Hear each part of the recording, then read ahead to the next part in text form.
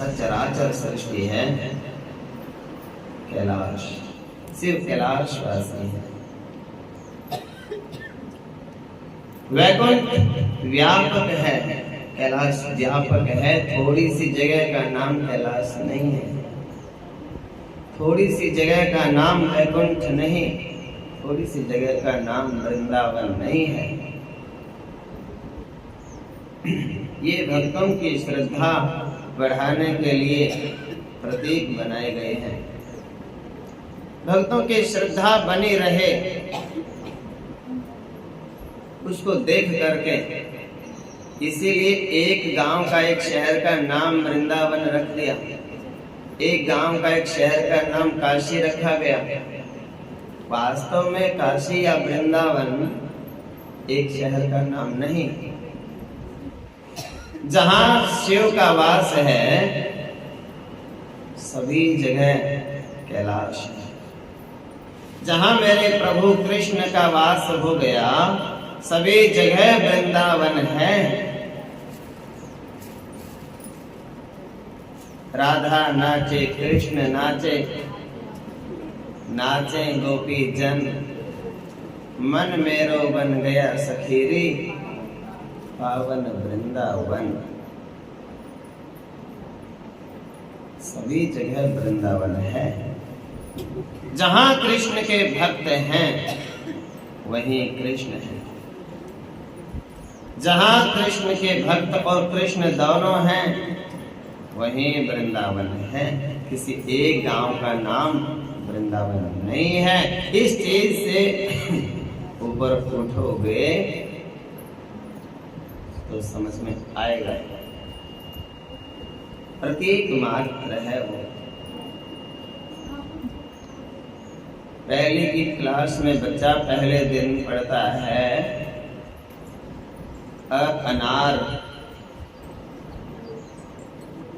अब बच्चे को पूछे कोई अनार कहाँ लगते हैं, वो तो कहेगा पहले के कायदे में होते हैं अनार का। उसने तो पहली बार पहली के कायदे में पहले अक्सर अनार ही देखा। अब अभी तक उसने अनार का पेड़ देखा ही नहीं। उसको पूछेंगे अनार कहाँ है, वो कहेगा हमारी किताब में है। इसीलिए जिसने अभी तक जन जन में कृष्ण को नहीं देखा उनके लिए तो एक ही जगह वृंदावन है। जिन्होंने सब में शिव को नहीं देखा उनके लिए तो एक ही जगह कैलाश मानसरोवर है। और जिनको सब में कृष्ण दिखने लगे तो जहां भी नजर पड़े वही वृंदावन है। शिव का भक्त है, जहां भी वो जाए वही कैलाश है। और यहाँ तक आपको पहुंचना है, एक जगह से बंध के नहीं रहना। इतना अपने आप को पवित्र और इतना अपने आप को भगवान से जोड़ दो, आपको ये विश्वास हो जाए जहां मैं हूं वहीं भगवान है। ऐसा नहीं ज्ञान रहना चाहिए कि जहां भगवान जाएंगे वहीं हम जाएंगे ना। ऐसा हो कि जहां भी हम जाएं वहीं भगवान जाए हमारे साथ साथ। यही उत्तम ज्ञान है, क्योंकि वो ऐसा तत्व है मेरा प्रभु। अब आजकल तो बच्चे पैदल चलते नहीं, मोटरसाइकिल के बिना कोई काम करते नहीं, और दिन छिपे से फोन से फुर्सत नहीं, और चीज देखने का टाइम नहीं। ये तो बच्चे गलियों में चलते थे, चांद को देखते देखते कहते चांद मेरे साथ साथ चल रहा है, चांद तो मेरे साथ साथ चल रहा है। इसकी माइक की डायरेक्शन थोड़ी स्पीकर की चेंज करना। तो कैसे चल रहा है? ये ईश्वर है, ये तो हमारे साथ ही साथ चलता है। और केवल चलता नहीं, जहां इधर करो,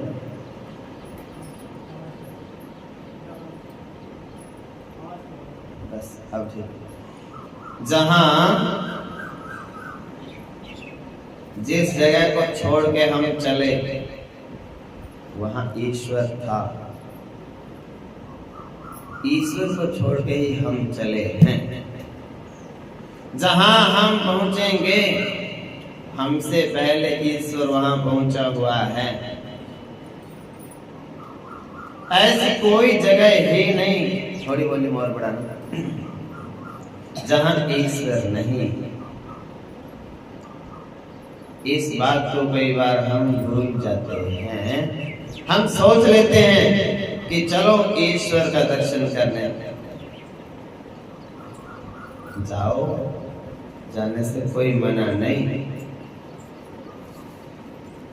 लेकिन वहां के तीर्थ के जल में, वहां की मिट्टी में, वहां के श्री विग्रह में ईश्वर अपनी श्रद्धा बढ़ती है। वहां जाने से वहां क्यों बढ़ती है श्रद्धा? एक से एक श्रद्धालु दिखते हैं, दंडवत कर रहे हैं, 50-50, 100-100 दंडवत एक जगह पे करते हैं। 100 बार वो दंडवत करेंगे और फिर अगला कदम उठाएंगे।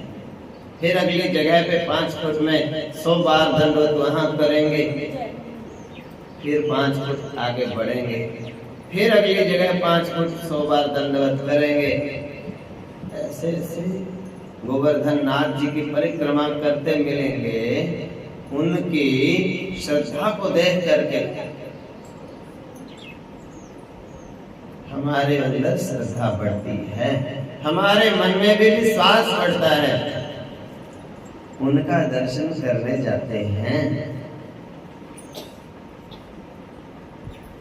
हमारे मंदिर में जो ठाकुर जी हैं, उन ठाकुर जी का दर्शन तो हम रोज करते हैं, लेकिन करें क्या? ऐसा मन में हो गया कि ये वाले ठाकुर जी तो अभी हमारे सामने ही आए थे, इनमें अभी वो बात कहाँ है जो वृंदावन वाले ठाकुर जी में है। कभी कभी ऐसा भाव आ जाता है। तो वृंदावन वाले ठाकुर जी में भी पहले उतनी श्रद्धा नहीं थी। फिर वहां के भक्तों को देखा, उस भीड़ को देखा, नन्हे मुन्ने बालकों को देखा, वृद्धा माताओं को देखा, और दर्शन की ललक में, तड़प में, प्यास में जो बेचैन हैं उन कृष्ण भक्तों को देखा, और उनको देख करके अपने अंदर की भी श्रद्धा जागी कि देखो ये श्री विग्रह हैं। कोई कहता है मेरे नैनों से नैना तो ऐसे मिल गए, आनंद आ गया। आज जैसे दर्शन हुए तो बहुत बार, आज जैसे कभी नहीं हुए, ऐसा मन में आता है।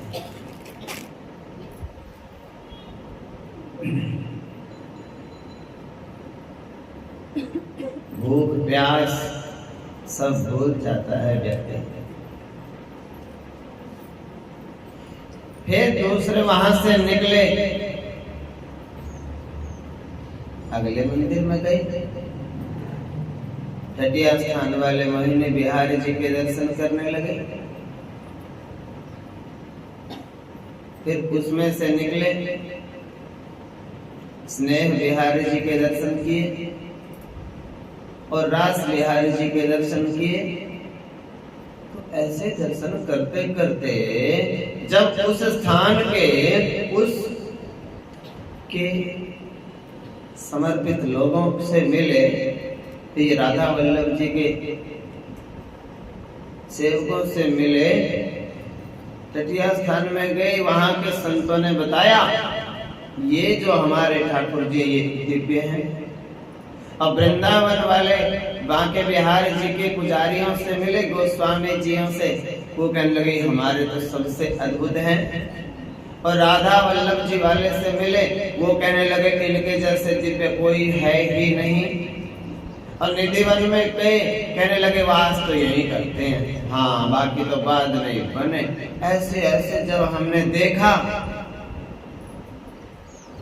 फिर वंशी वट में जब वट को देखा, बोले ये तो उसी जमाने का है, इसी के नीचे तो वंशी बजाई थी,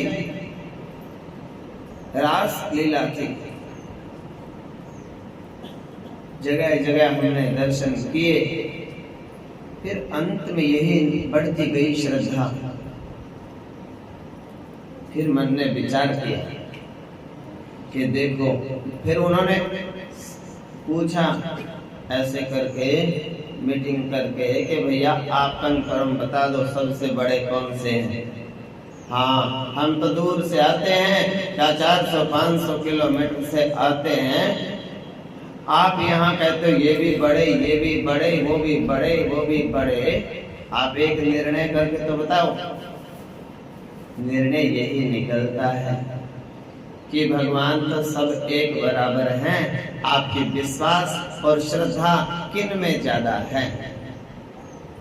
जिनमें आपका विश्वास ज्यादा है, जिनके प्रति आपकी श्रद्धा और समर्पण अत्यधिक है, वो आपके लिए बड़े हैं। और धीरे धीरे समझ आने लगी कि क्यों ना जो हमारे घर में है, हमारे गांव के मंदिर में है, उनमें श्रद्धा हमारी क्यों बढ़ सकती नहीं। जो आनंद हमें 1 साल 2 साल बाद वहां जाके कुछ पल के लिए मिलता है, वही आनंद हम अपने घर में, अपने पड़ोस के मंदिर में वही आनंद क्यों ले सकते नहीं? बिल्कुल ले सकते हैं। तो फिर वहां से तो क्या लेके आना है? वहां से लेके आओ श्रद्धा की भिक्षा, वहां से लेके आओ विश्वास की भीख। भगवान से मांग के लाओ कि ठाकुर जी हमारे वाले मंदिर में जो श्री विग्रह आप जी का है, उस श्री विग्रह में हमारी उतने ही श्रद्धा हो जाए जितनी श्रद्धा यहाँ वाले आप जी के श्री विग्रह में है। ये प्रार्थना करो। जितनी श्रद्धा इन संतों की, इन परिक्रमा करने वाले, दंडवत करने वाले भक्तों की आप में है, उतनी श्रद्धा और भक्ति हमें प्रदान करो ठाकुर जी, ताकि हम भी हर पल अपने घर में रह के ही इतना आनंद ले सकें जितना आनंद ये वृंदावन में रह करके ले रहे हैं। यही चीज मांगो भगवान से। फिर उस श्रद्धा से, उस भक्ति से भगवान का भजन करो और 10-20 साल लगातार करो। और संसार की बातें कम करो, काम ज्यादा करो। काम करने से मैं रोकता नहीं हूँ, बातें करने से रोकते हैं। बातों से तो जलेबियां बना देवे और पानी का गिलास देवे नहीं किसी को। हाँ, वो सेवा कैसे हो गई? वो सेवा नहीं है। सेवा करो, खूब करो, लेकिन बातें कम, और बातें करो तो भगवान जी की करो। इस भाव से 10-20 साल भजन करो, फिर मेरे को बताना असली वृंदावन कहाँ है। आप कहोगे गुरुजी यहीं पे तो असली वृंदावन है, यहीं पे तो असली कैलाश मानसरोवर है। पूरी सृष्टि ही वृंदावन है, पूरी सृष्टि ही कैलाश है। क्योंकि भगवान किसी एक जगह पे तो रहते नहीं, भगवान तो सब जगह सर्वत्र सर्वव्यापी हैं। व्यक्ति के शरीर में कोई आपसे पूछे कि आत्मा कहाँ रहता है, जो हमारा शरीर है, शरीर में कोई पूछे आत्मा कहाँ है, तो आत्मा तो सब पूरे शरीर में एक ही बराबर है ना जी। ऐसा तो है नहीं कि इस हाथ में तो ज्यादा है आत्मा और इधर वाले हाथ में आत्मा कम है, ऐसा कभी होता नहीं। और आत्मा कौन है? परमात्मा। और जैसे पूरे शरीर में आत्मा वास करती है, ऐसे ही पूरे विश्व में भगवान का वास है। किसी एक जगह पे कैसे हो सकते हैं? वो एक जगह पे बंद के दूसरी जगह की सृष्टि कौन चला रहा है? यदि भगवान एक जगह पे बैठे हैं, दूसरी जगह के लोगों का पालन पोषण कौन करता है? बिल्कुल भी वो कम ज्यादा नहीं। हमारे शरीर में जो आत्मा है पूरे शरीर में ही बराबर है, और इस सृष्टि में जो परमात्मा है वो पूरी सृष्टि में एक ही बराबर है। प्रार्थना एक ही करो। क्या करनी है? श्रद्धा भक्ति बढ़ाओ, पाप हरो देवा, ओम जय जगदीश हरे। इतनी सी प्रार्थना कि मेरे ठाकुर जी मेरी श्रद्धा और भक्ति को बढ़ाओ, मेरी बेचैनी मत बढ़ाओ। क्या मैं भागता भागता ही परेशान हो जाऊं? हाँ, आज कहाँ गए, आज उस तीर्थ में, आज जाना तो जरूरी है। मैं फिर बार बार समझाता हूँ, जाना क्यों? संतों के दर्शन करने, भक्तों के दर्शन करने, ये देखने कि मिट्टी से कितना प्रेम करते हैं लोग, और हम अपनी मिट्टी से बिल्कुल प्रेम करते नहीं। उस मिट्टी से में वहां के लोग लेटते हैं, मसलते हैं, चखते हैं। उससे भी पवित्र भूमि अपनी होती है जहां हमारा जन्म होता है, और वहां इतने आधुनिक बन जाते हैं हम, बच्चों को मिट्टी में खेलने भी देते नहीं। वो बच्चों को फिर रोग लग जाते हैं। जब तक धरती का स्पर्श नहीं मिलेगा, मिट्टी में बच्चे को जरूर छोड़ो कुछ देर तो। धरती माता पोषण करती है बच्चे का। मिट्टी जिसको नहीं लगेगी वो लड़का तो शरीर से कमजोर रहेगा ही रहेगा। ऐसे रोग लग जाता है, ये लाल टपकने लग जाती है। हर पर डॉक्टर उसका टेस्ट करते हैं और बताते हैं इसको जमीन का, मिट्टी का स्पर्श नहीं मिला। तो उनको बताया माता पिता दादा दादी को कि मिट्टी है कहीं आसपास? बोले ना जी, मिट्टी नहीं है। राख मिट्टी का क्या काम? कोठी में? हाँ, कोठियों में कोई काम नहीं राख का, मिट्टी का। तो फिर डॉक्टर उनको कहते हैं या तो कहीं अपने एरिया में, अपने घर के प्रांगण में मिट्टी डलवाओ, और इस बच्चे को 6 महीने उसमें खेलने दो, रोज 1 घंटा 2 घंटा। या कहीं आसपास में पार्क हो, पार्क में डलवाओ, कच्चा हो पार्क, उसको समझ गए? तो ऐसी भूमि है। भगवान कृष्ण ने मिट्टी खाई, उसमें तत्व है, उसमें गुण है, तभी तो भगवान ने सिखाया बच्चों को। और कई माताएं तो ऐसी होती है, बच्चों को तो मिट्टी में खेलने नहीं देती, और खुद सारे मटके खा जावे और चुंगड़े खा जावे। तो ऐसा नहीं करना चाहिए भाई। बच्चे हैं वो, उनको लाभ लेने दो, अपने खेलने दो, उनको धरती माता है ये। हाँ, ये बाकी तो सब कुछ है। अब जब चुंगड़े और मटके रहे नहीं, अब बाजार में मोल मिलती है, और माताएं फैशन चल गया ना। हाँ, बोले थोड़ी मिट्टी तो ले लो, हाँ, खाने के लिए लेके आते हैं बाजारों से। तो ऐसी बात है, मिट्टी से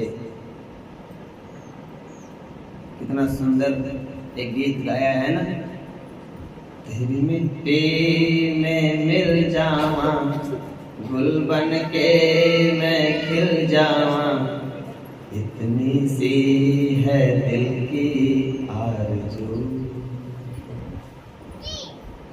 ये वो फौजी भाई है ना, देश की रक्षा में जो खड़े हैं, उनकी श्रद्धा को व्यक्त किया है अपने देश के लिए कि मैं तेरी मिट्टी में मिल जाऊंगा। मेरे देश की धरती सोना उगले उगले हीरे मोती। भारत माँ आज बहुत परेशान है। धरती माँ तो तड़प रही है, विलाप कर रही है, प्रलाप कर रही है। कहती है आपके शरीर पे कोई तेजाब फेंक दे, आपको कितनी तकलीफ होती है। मुझे इतनी पीड़ा हर पल हो रही है, इतनी दवाई डालते हैं मेरे शरीर के ऊपर, इतनी कीटनाशक दवाइयां डालते हैं, इतना फर्टिलाइज, स्प्रे, खाद, यूरिया, क्या क्या नहीं डालते। राउंड अप एक बार ऐसी दवाई कर दो वहां तिल का भी पैदा नहीं होता। इतनी खतरनाक दवाइयां। धरती माँ तड़पती है, विलाप करती है, मेरे को बंजर बना दिया, मेरे बच्चों ने मेरे को बंजर बना दिया, जिनको मैं खाने के लिए अन्न देती हूँ, पीने के लिए जल देती हूँ, फल देती हूँ, उनको मेरी पीड़ा का कोई आभास ही नहीं, कोई ज्ञान नहीं है उनको इस बात का। चेतना चाहिए, समझना चाहिए, जो माँ है, धरती है, केवल पैसे के लोभ में, ज्यादा फसल निकालने के चक्कर में अनर्थ कर रहे हैं। धरती माँ को प्रणाम करना चाहिए।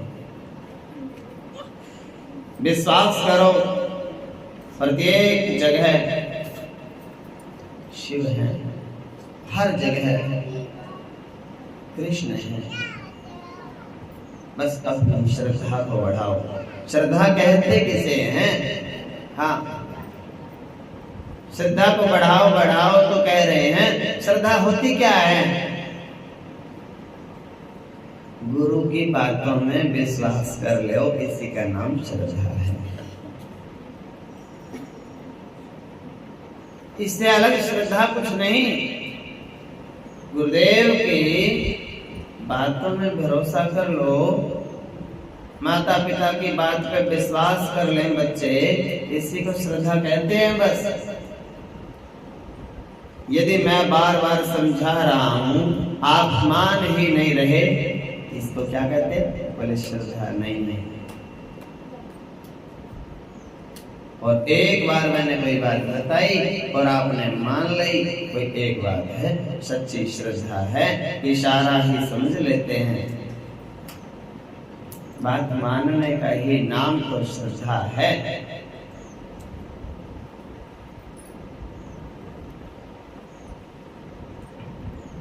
तो तत्व की दृष्टि से कृष्ण भी वही है और शिव भी वही है, कोई अंतर नहीं। महादेव की महिमा तो पंचमुखी, पंच महादेव, पंचकृत्य महादेव के कौन कौन से हैं? सृष्टि, स्थिति, संहार, तिरोभाव और अनुग्रह। इन 5 कृत्यों की ओर यदि दृष्टि करें तो पंच महाभूतों के साथ इन 5 कृत्यों का संबंध स्थापित होता है। भगवान 5 मुखी हैं, भगवान शिव। तो ऐसा भी आप मान सकते हैं कि भगवान शिव के जो 5 मुख हैं ना, उन्हीं से पंच तत्व हैं। एक मुख से अग्नि है, एक मुख से जल है, एक मुख से वायु है, एक मुख से पृथ्वी है, एक मुख से आकाश है। और इन 5 चीजों के बिना हम ना तो बन सकते, ना हम इनके बिना जी सकते, ना इनके बिना जीवन यापन तो शिव का ही कृपा तो है सब कुछ। जहां इन पांचों तत्वों को कहीं भी हम देखें, शिव का मुख समझ के प्रणाम कर देना चाहिए। सामने सरोवर है, सरोवर में जल है अथाह, उस अथाह जल को कहीं भी दिख जाए, आप रास्ते से जा रहे हैं, यात्रा कर रहे हैं, बस में जा रहे हैं, गाड़ी में जा रहे, रास्ते में चलते चलते नदी पड़ी और नजर पड़ गई, और देखा कितनी सुंदर नदी बह रही है। और गुरु जी ने बताया था जल भी भगवान शिव का एक मुख होता है और जल ही जीवन भी है। प्रणाम करो, जहां भी नजर पड़े जल के ऊपर प्रणाम। फिर शीतल मंद सुगंध वायु बह रही हो समीर, तो ऐसे सुबह सुबह आनंद आ रहा हो, ठंडी ठंडी हवा चल रही हो, जब आपको सुख मिल रहा है, सांस ले रहे हैं उसकी कृपा से, तो उस वायु को भगवान शिव का एक मुख समझ करके कि देखो ये भगवान शिव का एक मुख है और इसी की कृपा से सांस चल रही है, पर इस वायु को मैं शिव का मुख मान करके प्रणाम करता हूँ। उसी प्रकार से सुबह उठते हैं, धरती माता को भगवान शिव का एक मुख मान करके प्रणाम कर दो। ये धरती माँ है, इसी की कृपा से हम रहते हैं इसके ऊपर, और इसी की कृपा से तुम बिन कुछ नहीं होता इनके बिना। ना तो अन्न है, ना जल है, ना वस्त्र है, ना कुछ नहीं, फल इत्यादि। जितना कुछ भी हम बरतते हैं सब कुछ धरती से हमें प्राप्त होता है और सब इसी में सिमट जाता है, बाद में भी इसी में मिल जाता है। ऐसे प्रणाम करो। और फिर अग्नि देवता को भगवान शिव का मुख समझ के प्रणाम करो। यदि ये पेट में ना हो तो भोजन पच सकता नहीं जठराग्नि के बिना, और यदि घर में ना हो, एक दिन सिलेंडर खत्म हो जाए, 1 घंटे में ही पता चल जाता है। और पहले तो माताएं कुछ प्रयास भी कर लेती थी खुद, अब तो हाथ पे हाथ धर के बोले जैसे बच्चे होते हैं ना नालायक, और वो स्कूल में सोचते हैं कि अच्छा है बस निकल जाए तो स्कूल की छुट्टी हो जाए। ऐसे कई माताएं तो बताती नहीं 1 घंटा 2 घंटे, बोले पालने वाले ढाबे से ही आ जाएगा, ऐसे ही चल जाए, कह देंगे भाई आज ऐसे नहीं, हम कहाँ से बनाएंगे। आजाद तो बचेंगे भोजन बनाने से, ऐसा होता है। लेकिन नहीं होना चाहिए, प्रसन्नता होनी चाहिए, बहुत प्रसन्नता। ऐसा देखो कितना बड़ा पुण्य है। एक महात्मा 40 दिन धूने पर बैठ करके तपस्या करता है, उसको जो पुण्य मिलता है 40 दिन में। एक माता प्यार से खुशी से, शौक होता है तो कुछ तो मजबूरी में पकाते हैं, वही पकाना ही पड़ेगा अब तो। टाइम को देखते रहते हैं, पकाऊं के नहीं अभी, पकाऊं के नहीं अभी तो बस टाइम। घर वाले भी बोलते हैं बेटे भोजन बना लो, अच्छा अभी कहाँ टाइम हो गया, अभी तो कोई टाइम नहीं हुआ। जब पता चल गया कि अब तो 10 बज गए रात के, और सब घर वाले कहते हैं भैया अब 2 रोटी आज तो पता नहीं मिलेगी कि नहीं, कि ऐसे ही सोना पड़ेगा, तब मजबूरी में उठते हैं, टूट टूट के सब पे गिरते हैं। 2 रोटी तो पकानी है, मैं ही करूं, मैं कर लूं तो कर लूं, कोई नहीं हाथ लगाता। मैं ही कर लूं तो बस कर लूं, कोई हाथ ही नहीं लगाता मेरे बिना। फिर वो अलग से हो, ऐसा नहीं होना चाहिए। बड़ा शौक होना चाहिए, पूजा है वो, उससे बड़ी कोई पूजा नहीं। अब भैया मीरा बाई भगवान को दूध पिलावे, और मीरा को दूध पिलाते समय अगर मेरा यही देखती रहे, अभी कौन सा टाइम हो गया दूध पिलाने का, अभी क्या जरूरत है दूध पिलाने की, और मैं ही क्यों पिलाऊं? हाँ कोई भी पिला दो, भगवान तो सबके हैं, कृष्ण तो आप सोचो क्या भगवान भूखे हैं दूध के? नहीं। क्या ऐसे में भगवान, अगर वो चिड़चिड़े स्वभाव से मेरा दूध पिलाएगी भगवान को, 70 बातें सुना करके मैं ही पिला दूं तो पिला दूं, कोई नहीं पिलाता तेरे को, फिर क्या भगवान दूध पिएंगे? वो तो अनंत प्रेम होना चाहिए, बहुत शौक होना चाहिए, बार बार आलस होना ही नहीं चाहिए। और देखो मुझे ऐसा देखने को मिलता है, लगा है मेरा तो, कि जैसे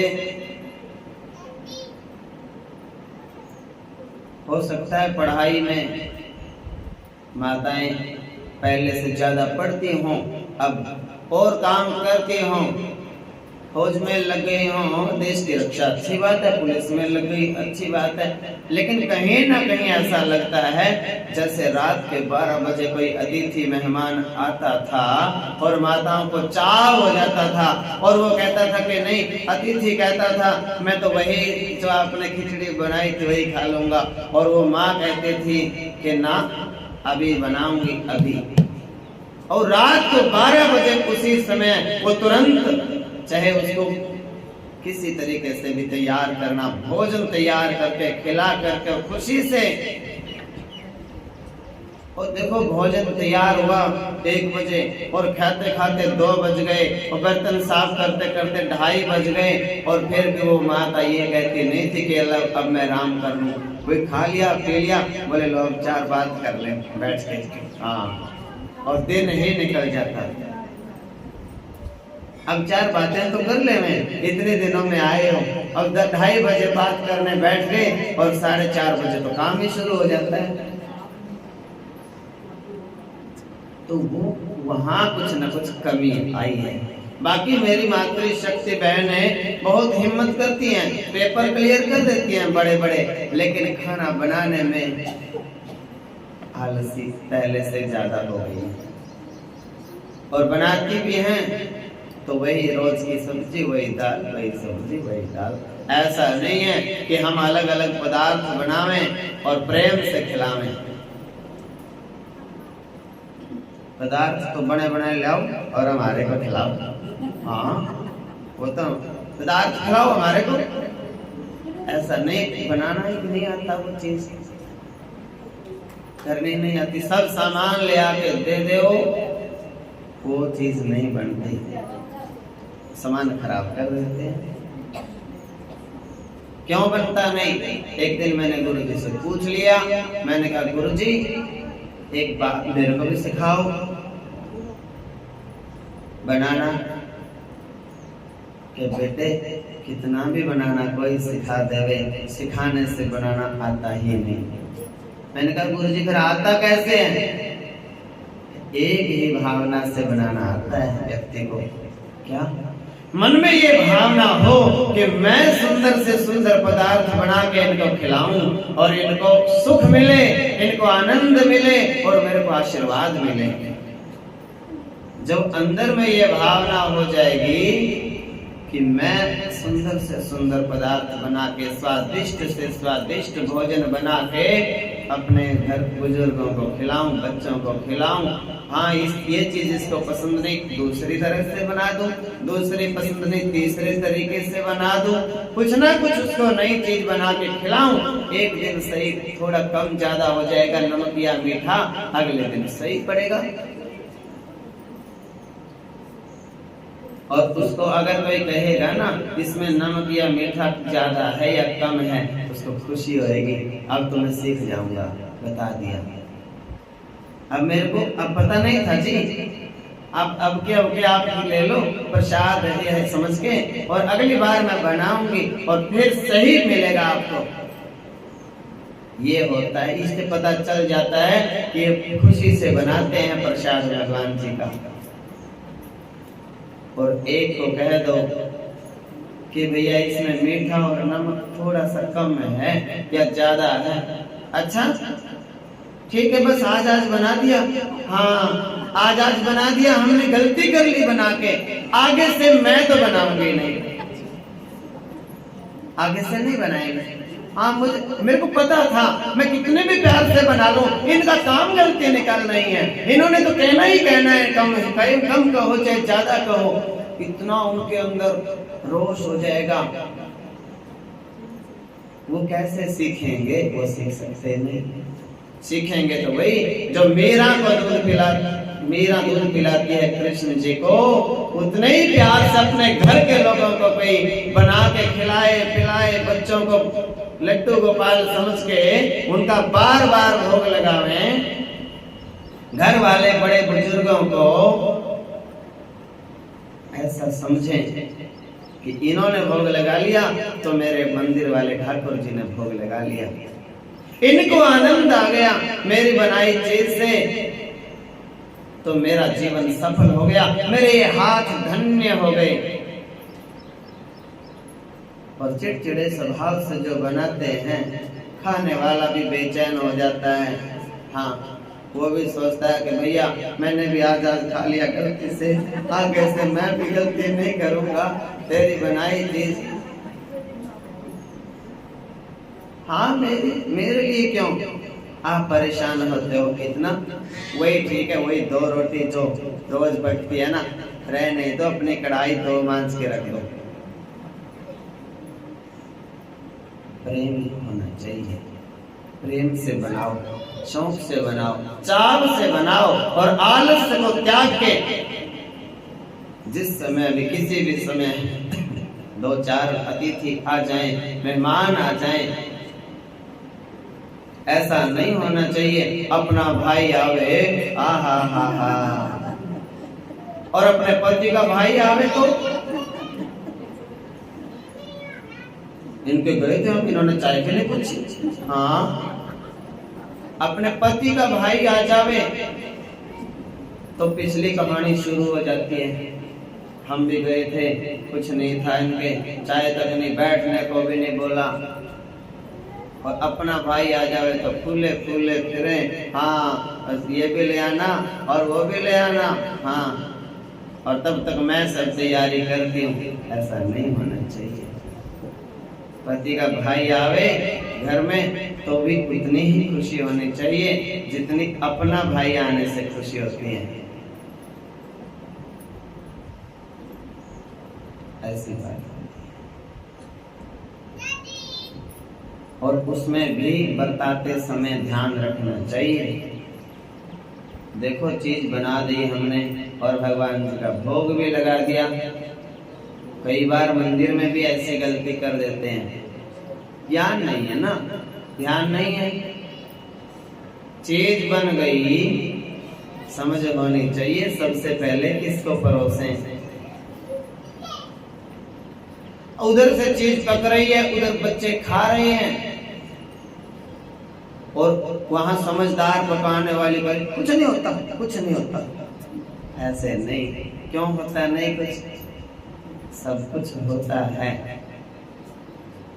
शुद्धि से बुद्धि होती है, बुद्धि से रिद्धि सिद्धि आती है, रिद्धि सिद्धि के पुत्र शुभ लाभ होते हैं, विवेक गणेश जी होते हैं। आप विवेक बनो, गणेश जी की तरह आपके अंदर बुद्धि होनी चाहिए, तो आपके घर में रिद्धि सिद्धि आएंगी। और जब रिद्धि सिद्धि आएंगी, रिद्धि किसे कहते हैं?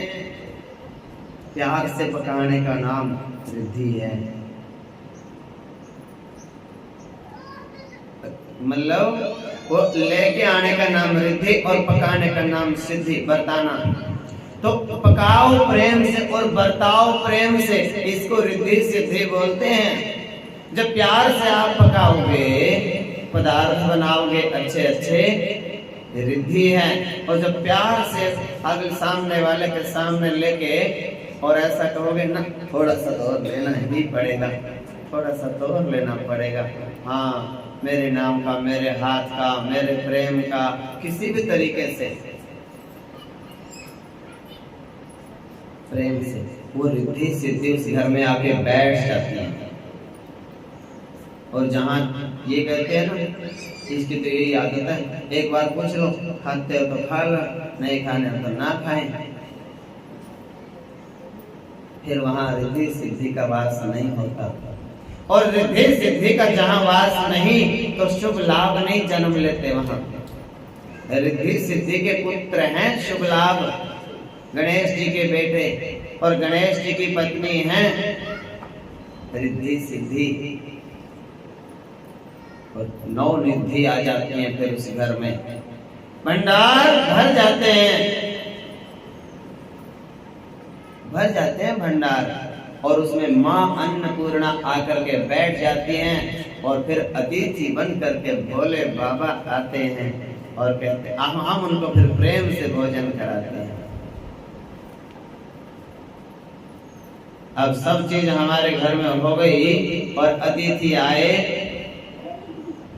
अतिथि क्या, गौ माता आ जावे द्वार पे, और अंदर देखा डिब्बे में रोटी नहीं, गिन के बनाई थी, दो उसने खाई, एक उसने खाई, डिब्बा तो साफ का साफ। और मैं 100 बार कहता हूँ कि 2 रोटी तो रात के समय में भी उसमें होनी चाहिए।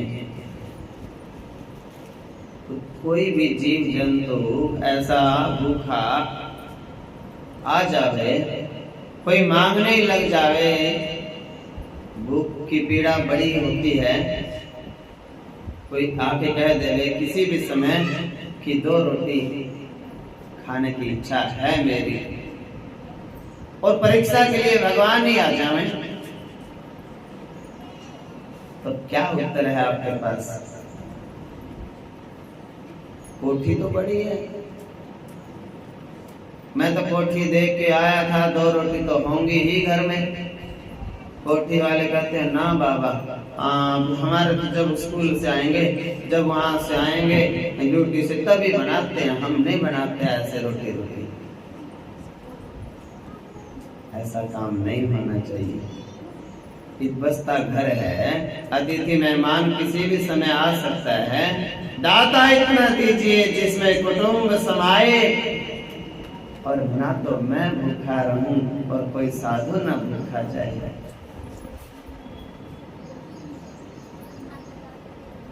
ऐसा बड़ा ध्यान रखने की बात है। कोई ना आए फिर भी 2 रोटी होनी चाहिए। दरवेश हैं, कुत्ते दिन भर पहरा गलियों में देते हैं, उनको डाल दो सुबह। गौ माता आएगी, गौ माता को दे दो। बाहर अंदर जाते हैं हम, मंदिर जाते हैं, कहीं न कहीं जाते हैं, पेड़ पौधों के नीचे छोटे टुकड़े करके पक्षियों को डाल दो। कीड़े मकोड़े जीव जंतु होते हैं उनको डाल दो, उनके टुकड़े करके मछलियों को डाल दो, पर खाली घर नहीं रखना चाहिए। हम आस तो करते हैं कि हमें भरा भराया घर मिल जाए, और हमारा अब सब कुछ होते हुए अपने को खाली रखें, रोटी का डिब्बा भी भरा भराया कहां से मिलेगा? अपने घर से ही साधु भी चलता है ना, अपने घर से खाली नहीं चलता, तो आगे भरा भराया मिलता है सब कुछ। अपने झोली में कुछ डाल के घर से ही चलता है, तो उसको भरा भराया मिलता है सब आगे। खाली तो अच्छा ही नहीं होता। इसलिए आपके हृदय में पहले आपको श्रद्धा और विश्वास रखना होगा, तो आपको ये ज्ञान जो दे रहे हैं वो आपको लगेगा, समझ में आएगा, पल्ले पड़ेगा, उसके ऊपर चलोगे भी। आपके अंदर श्रद्धा ही नहीं है तो एक ही बात कहोगे, शिव पुराण तो सुनाए आए भी, पहले दिन आई मैं तो आज, ये तो वही बात है, शिव पुराण तो सुनाया ही नहीं। क्यों? क्योंकि गुरु के वचनों में श्रद्धा नहीं है। उस कहानी में ही वो है बस लगाओ। जो शिव जी पार्वती की कहानी होती है ना, वो कहानी तक ही सीमित है। वो तो तुम घर पे भी पढ़ सकते हो, लेकिन जो गलती आप करते हो रोज रोज, वो कहानी आप उसमें आती है सब बातें, लेकिन उसमें से आप समझ नहीं सकते। उन्हीं बातों को खोल के बता रहे हैं। ये काम गुरु का होता है। उसके तत्वों को आप समझ नहीं सकते। सारांश उनका यही निकलता है। कोई भी कथा निकलेगी तो उसमें बात यही आएगा कि उसने दान किया और उसका बेड़ा पार हो गया। बाद में तो यही निष्कर्ष निकलता है। और वही बात हम आपको समझा रहे हैं। हम सीधी भाषा में बता देते हैं ताकि आपको जल्दी समझ में आ जाए और जल्दी आप उसके ऊपर अमल करें, चलें उसके अनुसार। तो भगवान शिव के पंचमुख होते हैं, तो पंच तत्व का संबंध उनसे समझना चाहिए। क्षितिजल पावक गगन समीरा, अग्नि जल पृथ्वी वायु आकाश, पंजीकरण वेदांतियों की एक महान पुस्तक है। महादेवा आदि देव का पंचामृत से स्नान कराते हैं। अलग अलग कराते हैं। पहले पयो दधि घृतम चैव मधु च शर्करायुतम पंचामृतम मया नीतम स्नानार्थम प्रतिगृह्यताम्। दूध से, फिर शुद्ध जल से, फिर दही से, फिर शुद्ध जल से, फिर घी से, फिर शुद्ध जल से, फिर शहद से, फिर शुद्ध जल से, फिर शक्कर देसी खांड या शक्कर से, फिर शुद्ध जल से। ऐसे अलग अलग पृथक पृथक पंचामृत से स्नान कराते हैं भगवान शिव को। सभी देवों को कराते हैं स्नान तो, लेकिन शिव के अभिषेक का विशेष महत्व होता है। बाकी देवताओं की आरती का महत्व है, पूजा का महत्व है, वस्त्रों का महत्व है, और चीजों का महत्व बहुत ज्यादा है। उनमें अभिषेक थोड़ा सा होता है सूक्ष्म, और भगवान शिव के बाकी कोई चीज कम चढ़ा दें, नहीं है तो हाथ जोड़ ले में, लेकिन अभिषेक तो उसको कराना ही पड़ता है। ऐसा नहीं है कि आप सब चीजें चढ़ा दो शंकर जी के ऊपर और जल चढ़ाना भूल ही गए। अब भैया जल ये तो मेन है। ये ऐसे ही देव हैं कि ये कहते हैं भाई जल तो मेन बात है।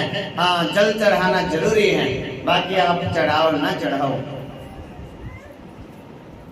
बाकी किस देवताओं के मूर्तियों पे ऐसे श्री विग्रहों के सामने लिखा भी होता है कई जगह कि जल केवल शिवलिंग पर ही चढ़ाएं। कई मंदिरों में तो ऐसा लिखा रहता है, अन्य देवताओं पर जल न चढ़ाएं और जल केवल शिवलिंग पर ही चढ़ाएं। भगवान शिव है। अमृत को देखा है, दूध अमृत होता है, दही अमृत है, घी अमृत है, शहद अमृत है और मीठा अमृत है। नमक नहीं आया इसमें। हाँ, कोई कहता है नमक के बिना तो हम रहते नहीं, नमक तो जरूरी है। इसका मतलब क्या है अभी बताऊंगा 2-4 मिनट बाद। अभी अमृत की बात बता दें पहले। अमृत होता है, ले जा खिला ले, दूध ले जा, उठा के ले जा, और ऐसे हरिओम। तो अमृत क्या है, बहुत ध्यान रखना चाहिए। ये अमृत है, बहुत ध्यान रखती थी वृद्धा माताएं।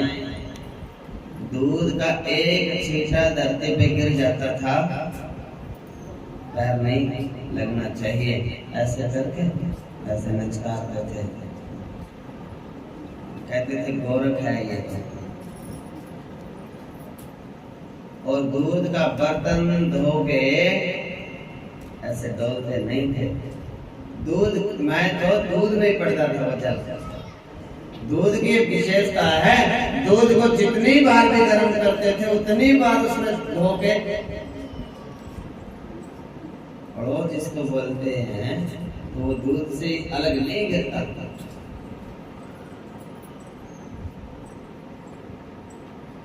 आजकल के बच्चों को किन चीजों का ज्ञान देते नहीं, हम देते ही नहीं। अमृत का ज्ञान नहीं है, जहर का खूब ज्ञान है। जहर खाते हैं, अमृत से मना करते हैं। दूध से, दही से, घी से, मीठे से क्या करते हैं बच्चे? मना, अमृत से मना। जिन चीजों से रोकेंगे, जहर से, बर्गर है, पिज्जा है, पास्ता है, हॉट डॉग है, और बाजार की कुरकुरे, जहर ही तो है, चाउ माऊ, मतलब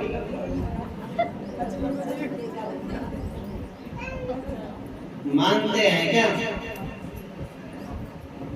और देखो ऐसे ऐसे बच्चे हैं, मैगी खुद ही बनानी आती है उनको,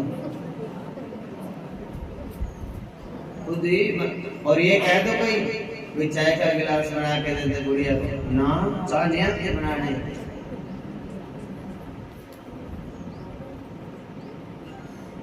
बेटी ने बीए कर ली पास, रोटी नहीं बनानी आती सीधी, हाँ रोटी नहीं बना, और बनाने भी आ जावे तो भी हम ही नहीं बनाए, तो भी नहीं बनाते। हाँ आगे क्या होएगा, बना रोटी बनानी है पूरी जिंदगी। हाँ अभी क्यों बनाए, अभी तो बड़े बनाए खाएंगे। जैसे धन धन यहाँ कर रहे हैं ऐसे आगे करेंगे, बोलो जैसे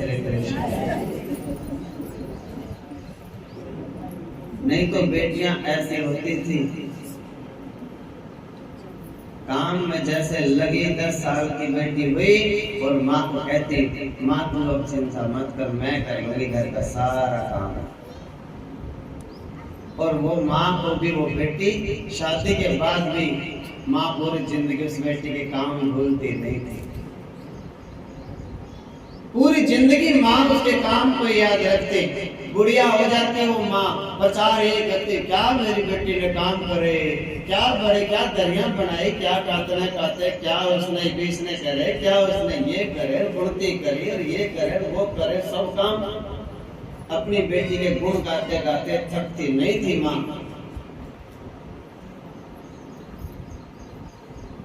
और बेटी आ जाती माँ के पास, पूरी रात का तो सोना ही नहीं।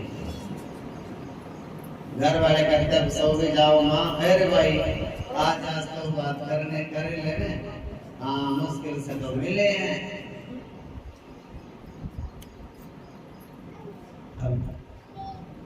कोई गुण सिखाते नहीं, हाँ बस पढ़ लो सरकारी नौकरी लग जाओ, बाकी चाहे रोटी किसी को दे ना दे।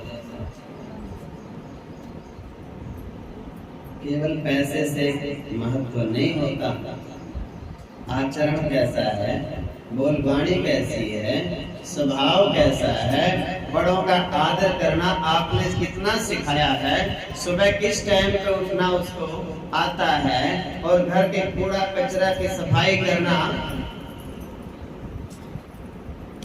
कौन करेगा? अपना घर है तो हम ही तो करेंगे उसको साफ।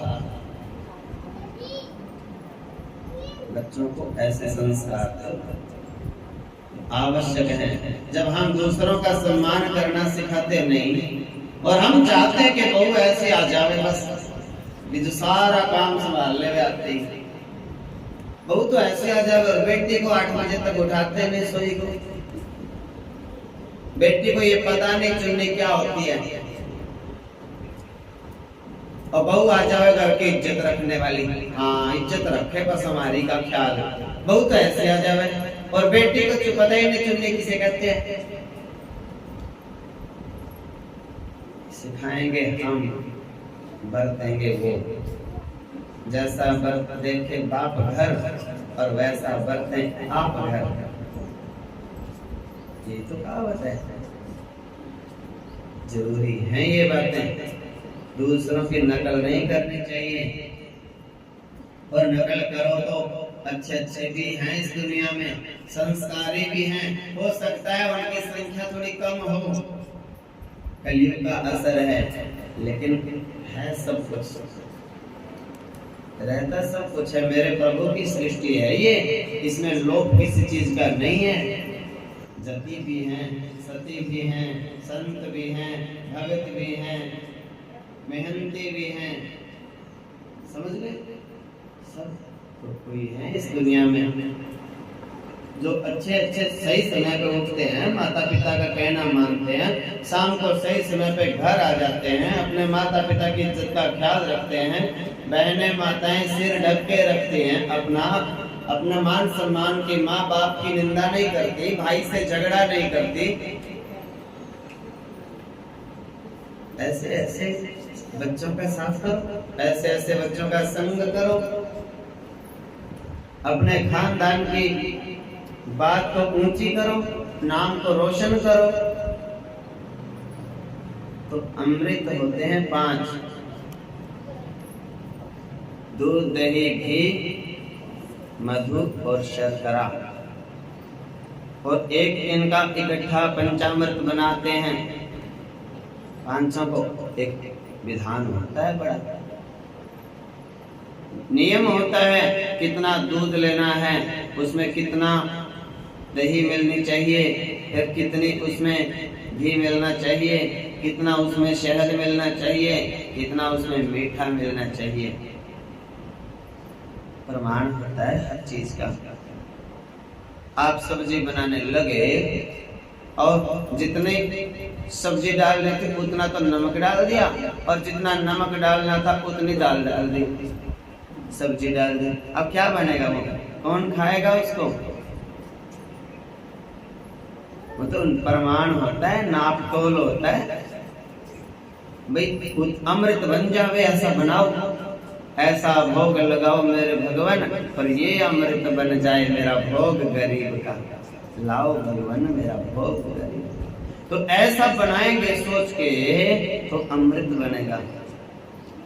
ऐसे ही हम, ये पंचामृत का विधान है,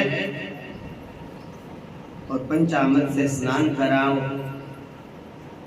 और फिर उसको पी जाओ, ऐसा ही तो है। कई लोगों के मन में एक बात आती है कि महादेव पर चढ़ाया गया प्रसाद खाना चाहिए कि नहीं खाना चाहिए।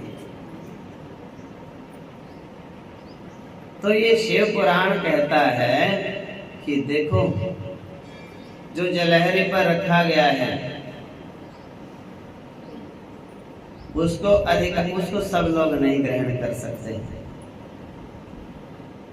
लेकिन आपने कोई भोग बनाया है, और उस भोग बनाया, मान लो अब खीर बनाई, और खीर का भगवान शिव को भोग लगा, तो खीर तो सबको ही मिलेगी कि नहीं? शिव पुराण कहता है वो सबको मिलनी चाहिए। शिव का एक बार भोग लग गया और वो भोग खीर में मिल गए, वो सबको मिलनी चाहिए, उससे कोई मनाही नहीं है। प्रसाद है वो, अमृत बन गया। कोई ऐसा विचार ही ना करे कि ये तो शिव को भोग लग गया और हमने तो ऐसा सुन रखा है कि शिव का प्रसाद तो या तो पुजारी खाता है या जंगम बाबा। उसका एक अन्य विधान है कि जो जलहरी में पड़ा है, आपने चढ़ाया नहीं, आपसे पहले ही वो चढ़ा हुआ है, उसको उठा के आप अपने बिना गुरु की आज्ञा से, बिना पुजारी से टिक दिए और अपने आप में उठा के खाने लग गए, उस बात का दोष है। और भोग लगा है भगवान जी का, पूजा हुई भगवान जी की, और प्रसाद के रूप में आपको संत देते हैं, कोई फल संत देते हैं, भोग लगा के पंडित जी, गुरु जी, पुजारी जी देते हैं। आदर सम्मान के साथ में लेना चाहिए, मस्तक के लगाओ और ग्रहण करो प्रेम से, आदर से, शंका नहीं करनी चाहिए।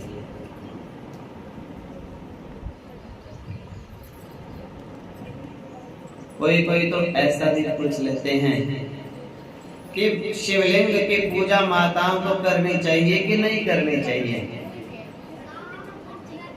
तो शिव पुराण देखिए, तरह तरह की बातें उठती हैं समाज में, लेकिन जिस देवता का ग्रंथ हो, उसी देवता के ग्रंथ को संतों के मुख से, गुरुओं के मुख से उसको समाधान करो, पूछो उस बात को, और उस विधि से चलो। इधर उधर की ज्यादा बातें नहीं सुननी चाहिए। तो शिव पुराण कहता है कि मेरी पूजा का, शिवलिंग का अभिषेक करने का और सब माताओं को बराबर अधिकार है।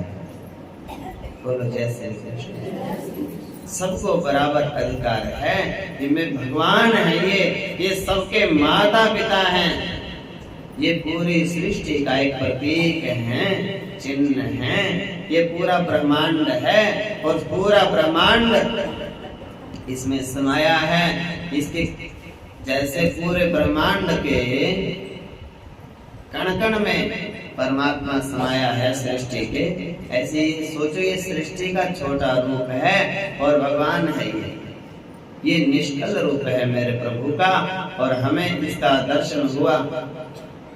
सौभाग्य है हमारा।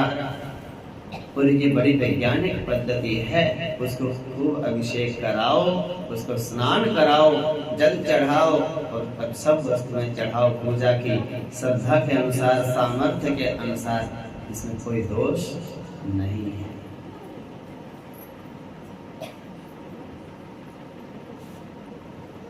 तो पंचामृत यदि आप पीना चाहें तो पी सकते हैं। सबको प्रेम से पंचामृत का प्रसाद भोग आप दे सकते हैं। हाँ, और बड़ी मेहनत, बड़ी बड़ी कथाएं हैं, कथाएं इसीलिए होती हैं, हम वो बात सीधी बता देते हैं और कथा वाले उस बात को भी थोड़ा उसमें और गुण मिला के बताते हैं, कथा बना के उसकी। जैसे सत्यनारायण की कथा में कहने लगे प्रसाद खाया नहीं, और नहीं प्रसाद ना खाने की वजह से अनर्थ हो गया, फिर वापस आई और फिर प्रेम से प्रसाद लिया, और फिर घर जाकर के देखा सब कुछ ठीक हो गया। ये इसीलिए बताया कि भैया कोई प्रसाद का अनादर ना करे, प्रसाद का आदर करो, और नीचे गिर जावे उसको तो तुरंत ही उठा के खा लो। हाँ, वो तो और भी अमृत हो गया। यही तो ज्ञान है। और एक नीचे प्रसाद का गिरा और हम इसको नहीं, हमें तो और चाहिए, अभी तो धरती पे गिर गया। अरे धरती माता ही तो है। ये प्रसाद तो धरती माँ की गोद में डल गया, और माँ को प्रसाद मिल जावे और माँ फिर बेटे को देवे, वो तो डबल प्रसाद हो गया। हाँ, पहले तो वो गुरु का प्रसाद, और फिर वो माँ के हाथ की चीज। दुनिया में कुछ भी खा ले, माँ के हाथ की रोटी आप भूल सकते नहीं। माँ तो माँ ही होती है। तो ये धरती भी एक माँ है। कोई भी प्रसाद आपको कोई दे रहा है, उसमें से एक थोड़ा सा नीचे गिर गया, पहले नीचे वाले को उठाओ, तुरंत निचकारो। पैर नहीं टिकना चाहिए उसके ऊपर, पैरों में आना ही नहीं चाहिए अन्न, और उसको तुरंत खा लो। अमृत बन गया वो तो, नीचे गिर के तो और पवित्र हो गया वो, फेंकना नहीं है उसको। प्रसाद है वो। प्रसाद कहते किसे हैं? प्रसाद माने कृपा। जिस अन्न में, जिस जल में, जिस फल में भगवान की कृपा भर गई, उसका प्रसाद कहते हैं। केवल आहार के लिए अन्न, जल, फल बाजार से भी मिल जाता है। बाजार में प्रसाद नहीं मिलता। बाजार में तो लड्डू मिलते हैं, पेड़े मिलते हैं, फल मिलते हैं, आम मिलते हैं, केला मिलता है, प्रसाद नहीं मिलता वहां। प्रसाद तो भगवान को भोग लगता है। और देखो, पुजारी जी के पास जब हम आते हैं, पुजारी पूछता है ये किसका है, ये प्रसाद चढ़ाना, जो ये फल कौन लेके आया, और ये अन्न लड्डू कौन लेके आया, पेड़े किसका है, ये लिफाफा। भगत कहता है मेरा, मेरा है जी, मेरा है गुरु जी। और फिर वो भगवान को भोग लग जाता है। और भगवान उसमें से क्या खाते हैं? मेरा खा जाते हैं। मेरा शब्द जो था अहंकार, वो तो भगवान ने ग्रहण कर लिया और उसको अमृत बना दिया। अब आपको वो लिफाफा वापस भी मिल जाएगा। आप गली में गए, गली में आप बांटने लगे, आपसे पूछा ये किसका प्रसाद है, फिर आप कहते हैं ये तो हनुमान जी का है। हाँ, देखो अभी तो वो मेरा था जब आए हम, वो मेरा शब्द भगवान खा गए, अहंकार को भगवान खा गए और आपको पवित्र कर दिया। और उसी लिफाफे को, उसी फल को, उसी लड्डू को आप बाहर लेके गए। अब ये किसका है? ये बांके बिहारी जी का प्रसाद है। हाँ, भगवान भोलेनाथ का है। सावन चल रहा है, कथा में से आए हैं और लो थोड़ा थोड़ा तुम भी ले। कोई कोई माता की इतनी पवित्र भावना होती है, उसको 4 दाने मिश्री के दे दो, खाती नहीं, बांध के ले जाती है पल्ले में और कहेगी छोटा पोता कहाँ है, 1 दाना उसका, बड़ा कहाँ है, 1 दाना उसका, एक एक दाना देना पड़े चाहे। अब जो भावना जिनकी साफ है वो तो बड़े आदर से लेते हैं। शुद्ध भावना वाले तो बच्चे हों, बड़े हों, बुजुर्ग हों, और वो टोकेंगे। हाँ, आज आप मेरा प्रसाद लेके नहीं आए, हम चाहे उनको थोड़ा मिले, पर उनको मन में रहता है मेरा प्रसाद खाने की। घर में सब चीजें वो खाते नहीं, फ्रिज भरे पड़े रहते हैं, लेकिन जो दादी प्रसाद लेके आएगी उसमें से तो थोड़ा सा जरूर लेना है। और जिसमें भावना नहीं है, जिसको दादी भी ऐसे लगती है कि ये तो ऐसे फिरती है डोली उठा के, हाँ, उसकी भावना नहीं है। पोते की भावना है और बेटे की भावना ही नहीं। और बेटा देखता है ये क्या चल रहा है, एक एक दाना उठा के फिर रही है गुड़िया। वो कभी कभी तो ले सारे मेरे को दे दो, चल छुट्टी। हाँ, अब उसको बुलाएगी, अब उसको बुलाएगी, अब उसको बुलाए। उस बेटे को उसकी भावना का ज्ञान नहीं, उसकी जो पवित्र भावना है कि ये अमृत है, ये भगवान का प्रसाद है। तो जब भगवान को भोग लग जाती है वस्तु, तो वो मेरा नहीं, वो तो ठाकुर जी का प्रसाद बन गया। मेरा शब्द उसमें से निकल गया और वो भगवान का बन गया।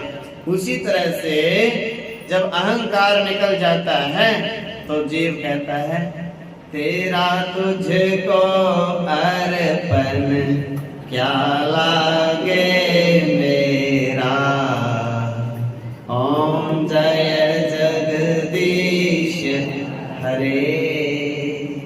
फिर तो घर भी तेरा, कई बुढ़िया माताएं बहुत आगे बढ़ जाती हैं भक्ति में, मैंने देखा है।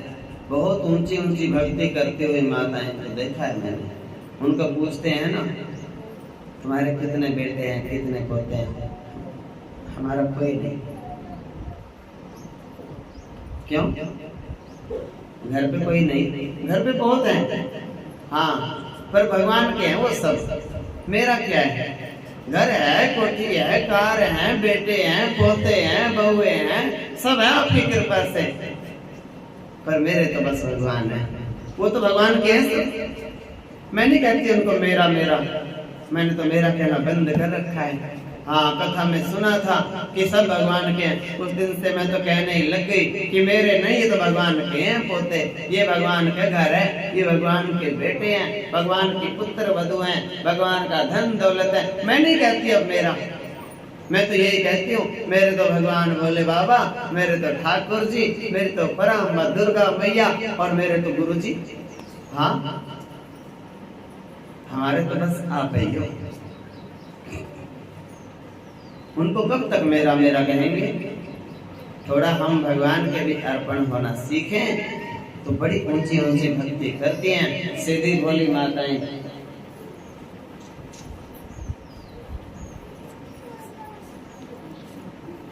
तो अमृतों का पान करना चाहिए, अमृत पीने चाहिए। बच्चों को जरूर पिलाओ अमृत। अमृत क्या होता है? दूध। अमृत क्या होता है? घी। और छोटे होते से पिलाओ। जब बच्चा बहुत छोटा है, तरीके बनाओ पिलाने के। दवाई है भैया और वो खिलानी है। अब आप 70 तरीके बनाओगे। गौ माता को दवाई देनी है, भैंस को दवाई देनी है, और मैं आपको कहूँ ये तो खिलानी है बस।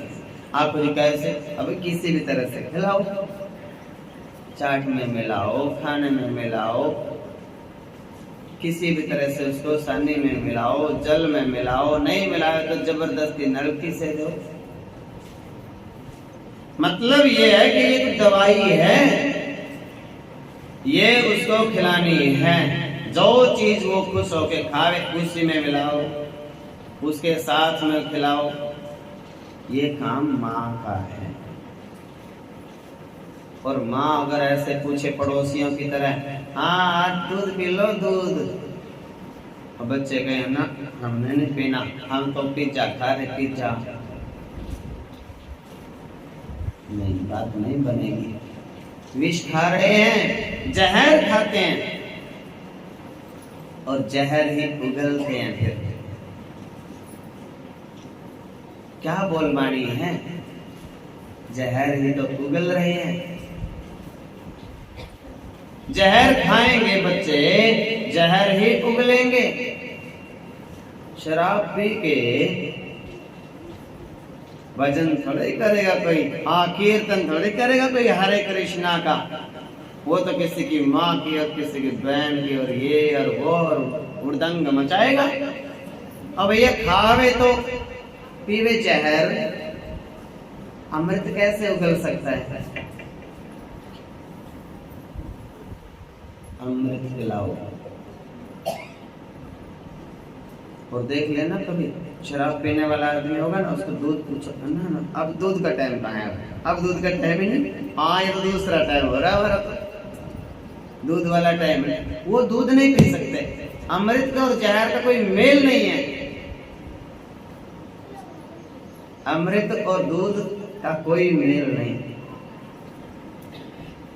ये आपको जरूर माननी है ये बात। बच्चे को किसी भी फ्लेवर में पिलाओ, बॉर्नवीटा मिला के पिलाओ, जो मिला के पिलाना है। क्या होता है बॉर्नवीटा पता है किसी को? हॉर्लिक्स क्या होता है? किसी को नहीं पता। बाजरे का आटा होता है। बोलो जय श्री कृष्ण। हाँ,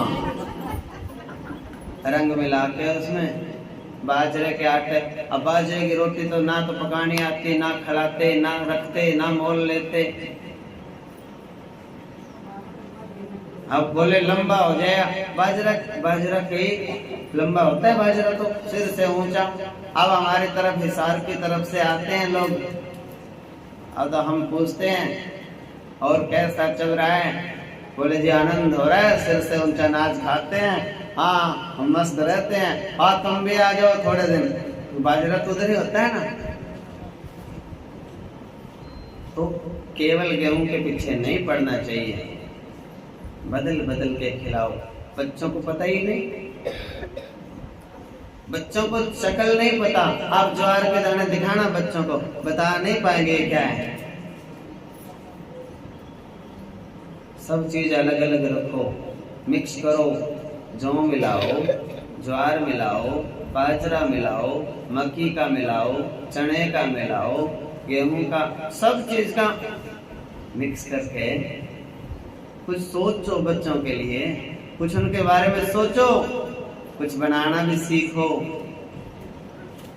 हाँ सास को आती है बनानी, सास मर जाएगी फिर कौन बनाएगा, आगे नहीं सीखना। ऐसा नहीं होना चाहिए, चाव होना चाहिए, सीखनी चाहिए हर चीज, और बदल बदल के हर चीज का एक अपना अलग महत्व है। दुकान की चीजों खाना तो विष है, और ये तरह तरह की भगवान ने बनाई अन्न हमारे लिए, और हमें खाना भी नहीं आता। ये कहावत ही तो थी, पहले सास यही बात कहती थी कि देखो बनाना तो आता नहीं, खाना भी नहीं आता। तो कम से कम आजकल कमी नहीं है किसी चीज की, अन्न की कमी नहीं, धन की कमी नहीं, बना के खा भी सकते नहीं। तरह तरह से उनको, जिनके बहू बेटे माता पिता की बात मानते हैं, वो माता पिता धन्य हैं। उन माता पिताओं को भी प्रणाम, उनके भाग्य को। लेकिन उन बच्चों को आज भी बता दो कि बेटे थोड़ा बदलो, बदल बदल के बनाओ। कभी कुछ बना दिया, कभी कुछ बना दिया, कभी दलिया बना दिया, कभी खिचड़ी बना। कईयों के दिमाग में तो यह दलिया तो बीमारों के लिए होता है।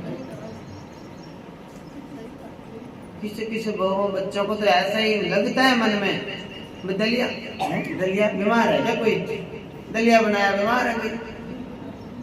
बीमारों के लिए नहीं होता, दलिया तो पहलवान खाते हैं। पौष्टिक आहार है वो, तो पूर्ण आहार है वो। बड़े बड़े योद्धा शूरमा दलिया खाते हैं, खिचड़ी खाते हैं। वो तो मोटा अन्न है, उसमें तो ताकत ज्यादा होती है। अंडे खिला देंगे बच्चे को, दलिया नहीं खिलाएंगे। अमृत खिलाओ। ऐसे लोरियां कहानियां सुनाती थी माताएं, खिचड़ी गर्मी के दिनों में दलिया, हाँ नए चांद की राम राम, दूधू दलिया देना राम, हाँ दूधू बापा। ऐसे और शुरू शुरू में पापा कहने लगे ना, और बोले तो ये क्या बापा बापा करता है, हाँ बापू जी को। ये तो बाद में ही शुरू हुआ है ना। तो ऐसे अपने तो भारतीय संस्कृति को भूलते जा रहे हैं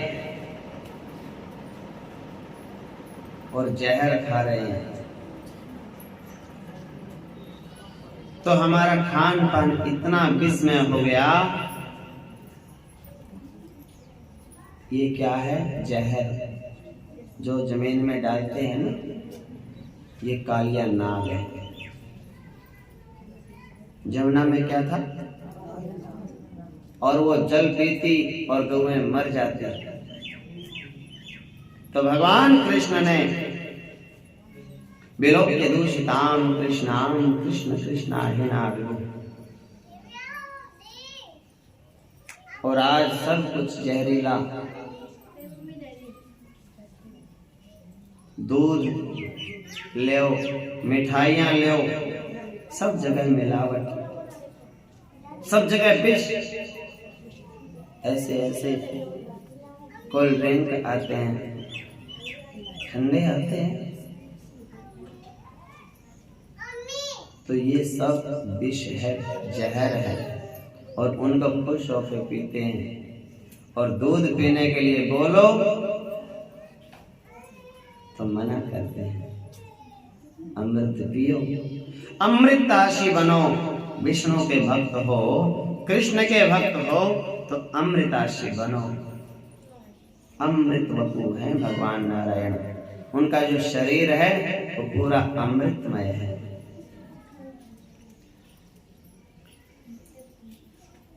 स्तोत्र में आता है,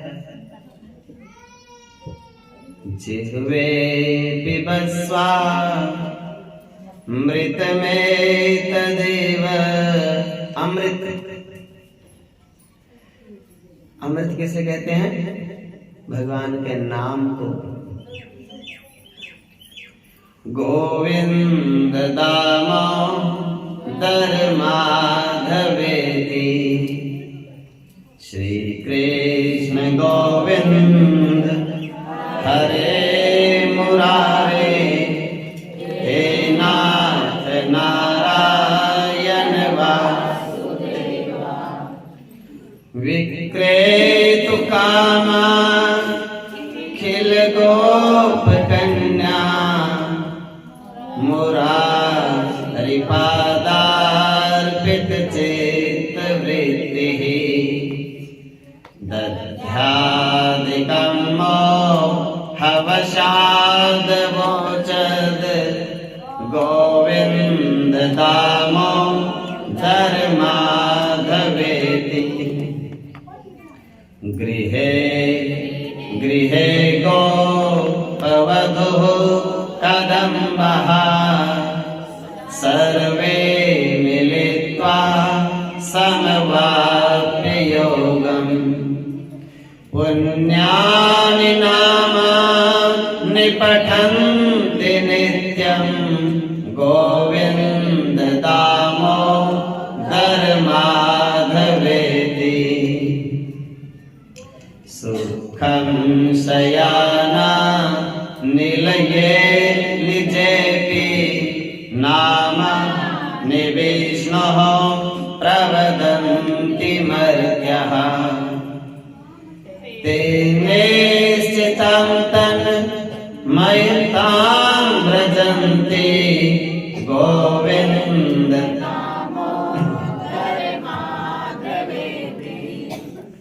जिह्वे सदैवं भज सुन्दराणि, नामानि कृष्णस्य मनोहराणि। समस्त भक्तार्ति विनाशनानि, गोविन्द दामोदर माधवेति। सुखावसाने इदमेव सारम्, दुःखावसाने इदमेव ज्ञेयम्। देहावसाने इदमेव चाप्यम्, गोविन्द दामोदर माधवेति। गोविन्द दामोदर माधवेति। जिह्वे रसज्ञे मधुर प्रियात्वं, सत्यं हितं त्वां परमं वदामि। आवर्णय त्वन् मधुराक्षराणि, गोविन्द दामोदर माधवेति। त्वामेव याचे मम देहि जिह्वे, समागते दण्डधरे कृतान्ते। वक्तव्यमेवं मधुरं सुभद्या, गोविन्द दामोदर माधवेति। गोविन्द दामोदर माधवेति। श्री कृष्ण राधा वर गोकुलेश,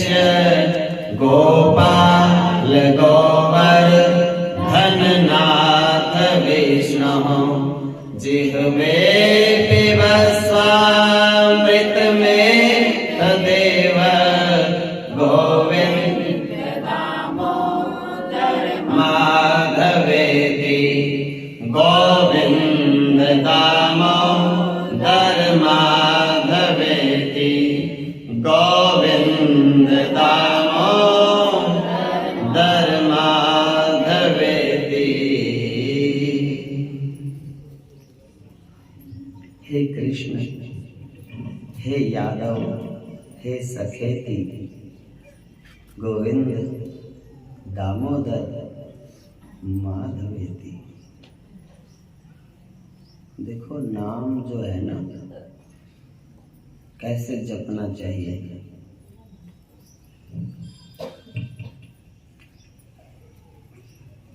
एक व्यक्ति है और उस व्यक्ति को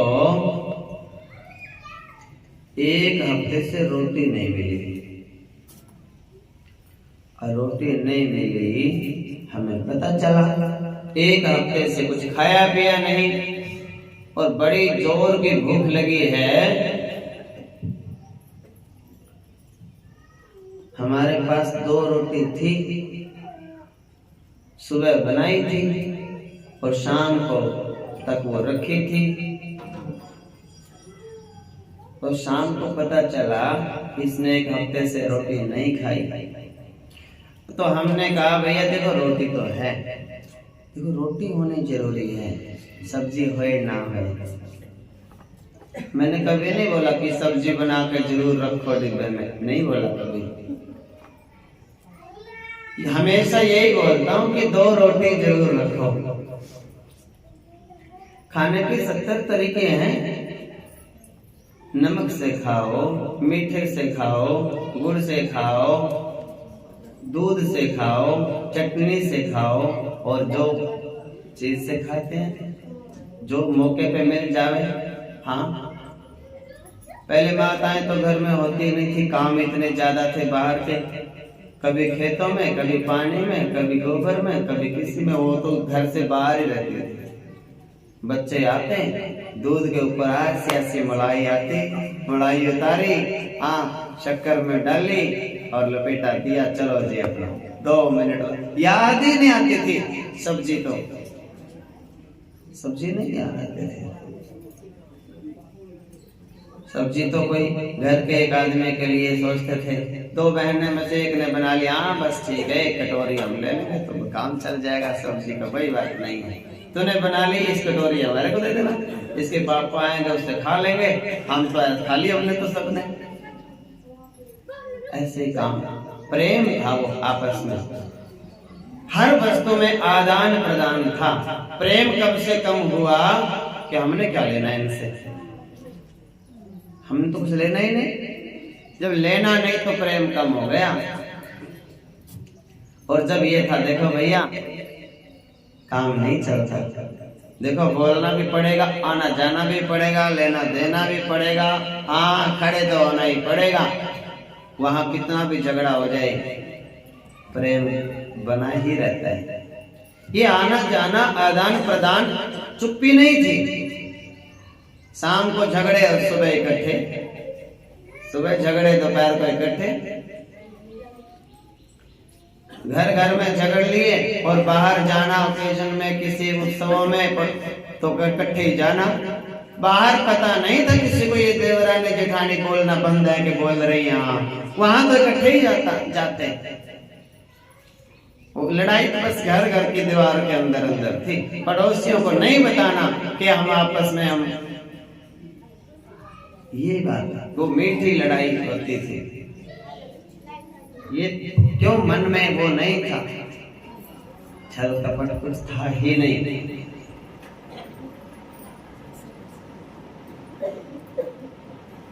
तो क्या बता रहे थे, भगवान का नाम लेना कैसे। 2 रोटी 1 हफ्ते से जिसने कुछ खाया नहीं, उस व्यक्ति को मैंने दी, कितनी भूख लगी होगी सोच के देखो। सुबह की रोटी थी, उसने पाई प्रेम से और कहने लगा आनंद आ गया।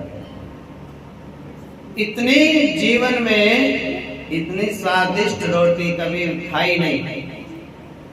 हमने कही तो सुबह की थी, इसमें स्वाद वाली क्या बात थी? इतनी आनंद तेरे को कैसे आया? बोले जी जो भूख लगी थी ना, उस भूख ने इसमें आनंद बढ़ा दिया। कोई कोई बच्चे ऐसा कहते थे कि देखो घर में रोटी खाते हैं ना इतनी टेस्टी नहीं लगती, और खेत में खाते हैं तो बड़ी स्वाद लगती है। हाँ, अब ये बात तो असली बात नहीं बताते कि काम करते हैं वहां, और काम करते करते भूख लग जाती है ज्यादा, और भूख में लगती है तो भूख में तो गुलर पकवान हो जाते हैं। वैसे गुलर को कौन खरीद के खाता है? और भूख लग जावे तो गुलर में से भुन के उड़ा के और गुलर पकवान हो जावे। भूख लगी हो तो सुबह वाली रोटी शाम को कितना आनंद देती है, उसके सामने 56 भोग कुछ नहीं करते।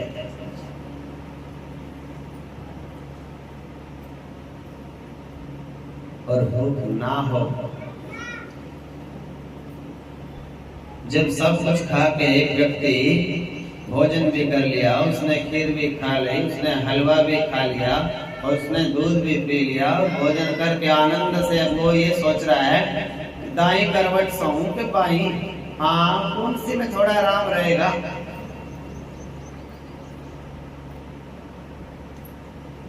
अब शास्त्र तो कहता है भैया बाई करवट सोना चाहिए, जल्दी हजम हो जाता है।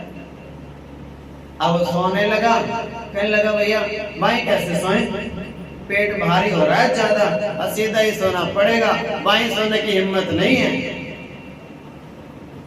इतना ज्यादा खा लिया उसने, और फिर उसको वो सुबह वाली रोटी को उठा के ले आवे और कहने लगे भैया ले 2 रोटी और खा ले, और सुबह वाली है।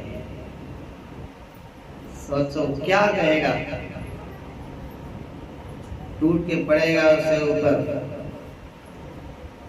मैंने नहीं खानी, घेर दो बाहर, कुत्ते को घेर दो, किसी को घेर दो। उसके बाद तो अगर वो कहे ना कि भैया चल दूध ही पी लो, वो तो कहेगा अब तो कुछ भी नहीं, कुछ खाना ही नहीं, पेट भरा यहां तक भर गया, कुछ नहीं। उसको 56 भोग भी दोगे तो भी उसको अच्छे नहीं लगे। क्यों? भूख नहीं। मेरे प्रभु का नाम ऐसे जपो, 7 दिन के भूखे व्यक्ति को जितनी रोटी की याद आ रही है, जितनी उसको जरूरत है रोटी की, तड़प रहा है, उसको कोई कहे सोने की ईंट ले, मैंने क्या करना, सोने की ईंट का 2 रोटी दे दो। सोने की ईंट से कोई मतलब नहीं है उसको, हो गया 2 रोटी। सबसे पहले तो पेट, भोजन के बाद सोचेंगे सोना चांदी का। प्राण निकलने वाले हैं, 1 हफ्ते से कुछ खाया नहीं, मर जाऊंगा मैं, मुझे रोटी चाहिए।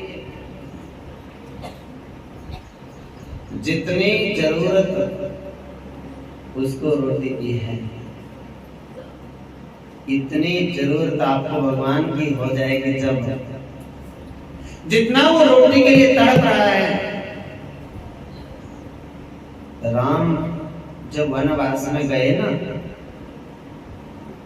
पिता की आज्ञा मान करके, और पीछे से दशरथ कैसे तड़प रहा था, उसको कहते हैं जाप, उसको जाप कहते हैं। ऐसे भगवान को जाप करो, 1-1 मिनट। जब कोई हमारा बहुत प्यारा व्यक्ति आने वाला हो, हमारा पुत्र फोन कर देवे कि मैं चला हुआ हूं और आधे घंटे में पहुंच जाऊंगा, और 2 घंटे तक ना आए, तो हमारी आंखें सबरी की आंखें बन जाती हैं। सबरी की आंखें बन जाती हैं, माँ की आंखें, और गेट पे लगी रहती हैं, कब आएगा कब आएगा। आधे घंटे की कह रहा था, 1 घंटा हो गया, 1.5 हो गया, 2 हो गए, 4 हो गए, और जैसे समय बढ़ता है बेचैनी बढ़ती है उतनी। वो आंखें आपकी अभी राम के लिए नहीं है। क्यों नहीं? कीमत का नहीं पता, राम की कीमत क्या है। राम को भी अपने जैसे ही समझे बैठे, होगा हमारे ही जैसा, दिखता होगा हमारे ही जैसे, हाँ थोड़ा ज्यादा सुंदर होगा, बस क्या फर्क पड़ता है, थोड़ा 4 उंगल लंबा होगा। उसकी कीमत का नहीं पता, उसके महत्व का नहीं पता, राम से मिलके हमें क्या मिलेगा इस बात का तो पता ही नहीं। उन संतों को उसकी सामर्थ्य का ज्ञान है, उसकी कीमत का पता है। आपको पैसे की कीमत का पता है। पैसे की नौकरी के लिए आपको रात की ड्यूटी लगा दे कोई, हाँ बिल्कुल नींद नहीं आएगी। 1 लाख रुपए तनख्वाह है, हाँ तो रात की ड्यूटी है, करना कुछ नहीं, बस बैठना है।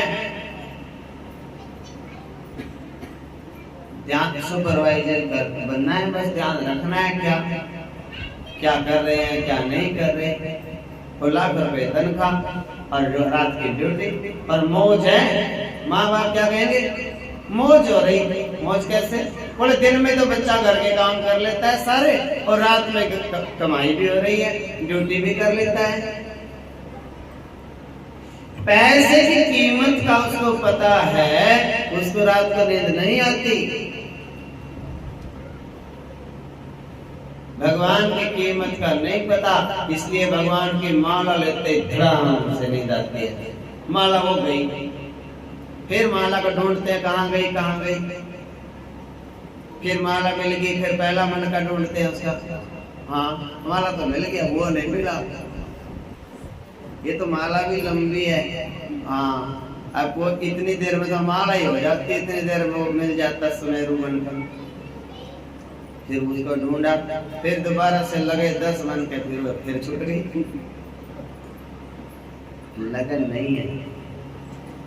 अब फिर हम कहते हैं कि लगन नहीं है, तो फिर मानने के लिए तैयार नहीं है। बोले गुरुजी चलो एक बात बताओ। मैंने कहा पूछो। कि मेरी इतनी लगन है और इतनी लगन है, आपको कैसे पता चलेगा कि हमारी लगन है? मैंने कहा तुम्हारी लगन है ही नहीं, मेरे को क्या पता चला? नहीं गुरुजी आप तो ऐसे बोलते, हमारी बहुत लगन है।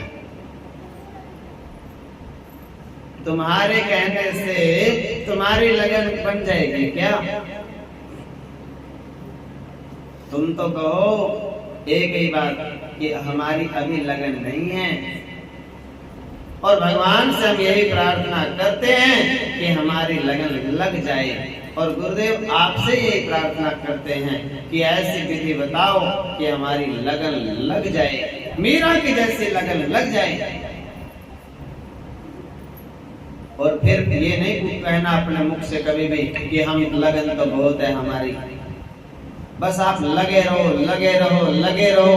और कभी फिर साल में 2 साल में एक दिन गुरु खुद बोले कि अब तेरी लगन कुछ बनी है, उसको कहते हैं लगन।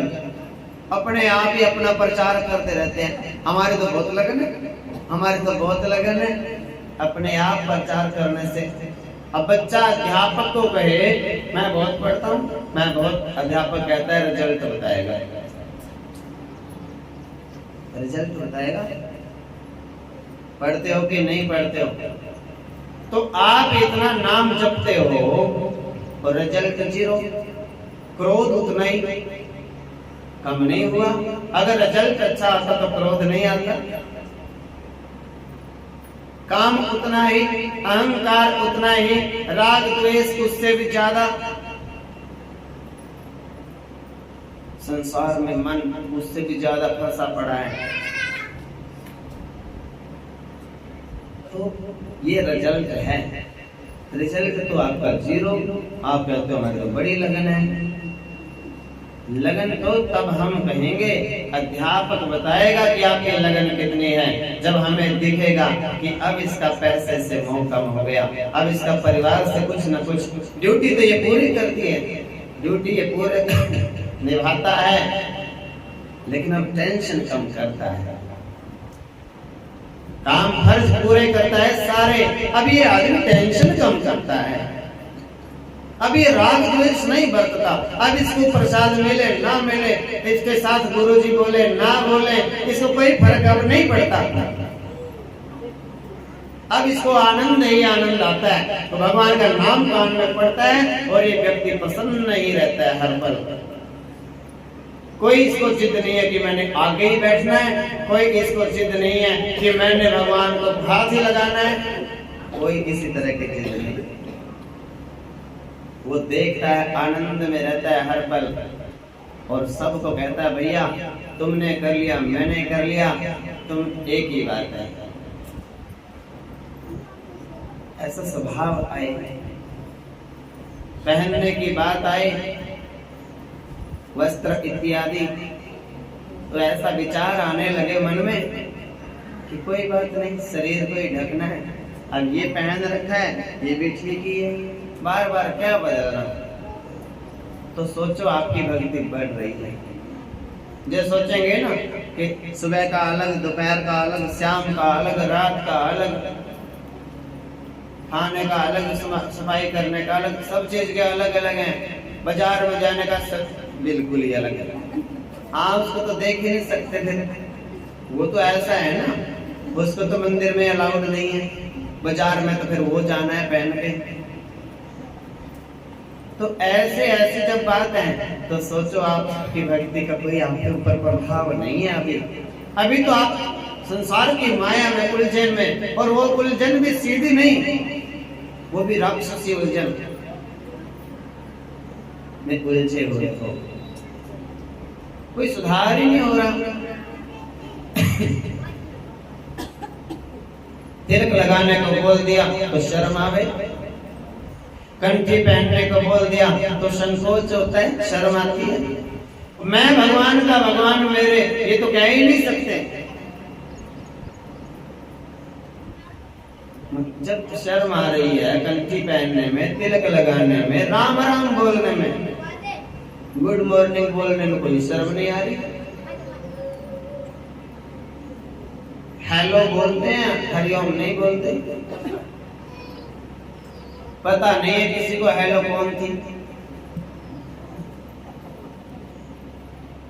जिसने ये फोन बनाया था ना, वो एक लड़की को भगा के ले गया था। उस लड़की का नाम हेलो था, और उसने फोन बनाया, उसने हेलो हेलो करना शुरू कर दिया। अब वो कहने लगा मैं हेलो बोलूंगा तो सब लोग भी हेलो मेरी श्रीमती जी का नाम लेंगे सब, और सब उसी का नाम लेने लगे हेलो। अब बताओ पता नहीं कौन थी वो, अब हेलो बोल रहे हैं सब।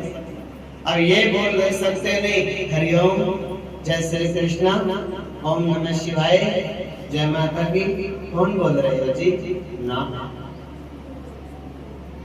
और सब कुछ बात बता भी देते हैं, फिर भी कोई असर नहीं, मानने के लिए कोई तैयार नहीं। समझनी चाहिए बात को। बहाने से राम का नाम आ जावे, फोन उठाओ, आज राम राम जी कौन बोल रहे, कितनी अच्छी बात है। अपने मुंह से राम का नाम आए, सामने वाले के कान में पड़े, फिर सामने वाला भी राम राम जी बोले, अपने भी कान में पड़े, कितना महत्व है। सुनने वाले को भी अच्छा लगता है। भगवान के नाम, तो भगवान के नाम को हेलो की तरह नहीं जपना, भगवान के नाम को जपो किसी भी तरह, बहुत अच्छी बात है।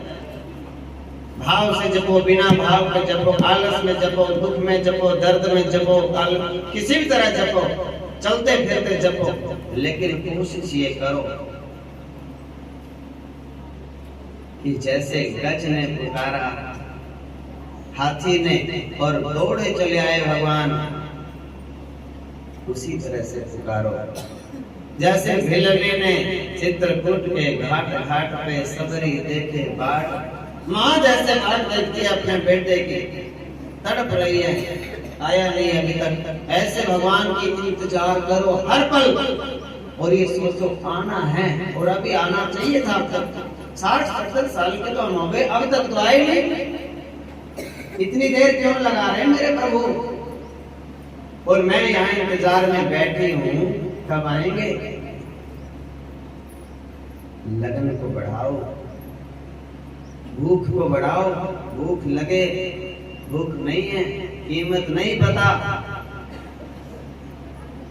उनकी, और कीमत गुरु बताते हैं कि भगवान की प्राप्ति के लिए ही शरीर मिला है, और वो काम तो किया ही नहीं अभी तक, सोचा ही नहीं, और उसमें कोई पैसा लगता नहीं, कोई संसार की तिल जितनी वस्तु भी नहीं लगती भगवान से मिलने में, बस एक चाहना, आप उसको चाहो। जैसे द्रौपदी ने पुकारा, आओ मेरे कन्हैया,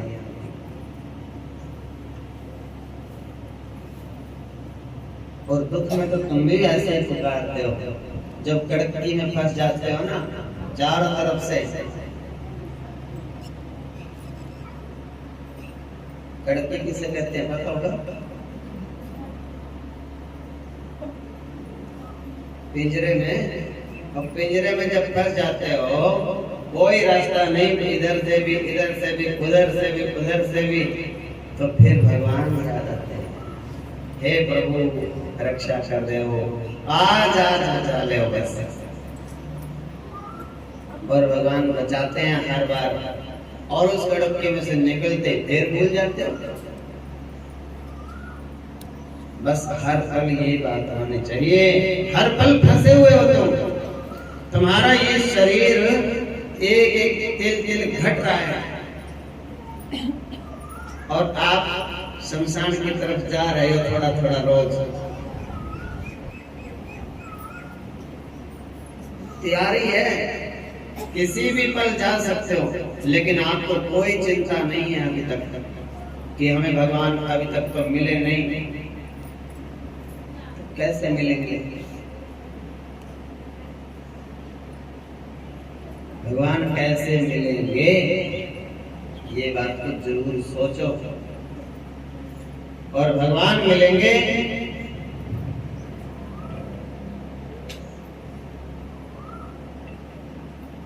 जब आप संसार से आपका मन तृप्त होने लगेगा। अब मन भर गया, संसार से मन भरने लगेगा, और भगवान प्रत्येक व्यक्ति सुख की इच्छा करता है, लेकिन और ऐसा सुख होना चाहिए जो कभी कम ना होवे, और वो सुख परमात्मा प्राप्ति में ही है। उसे मिलने के बाद व्यक्ति सुखी होता है, और दोबारा फिर कभी दुखी होता नहीं।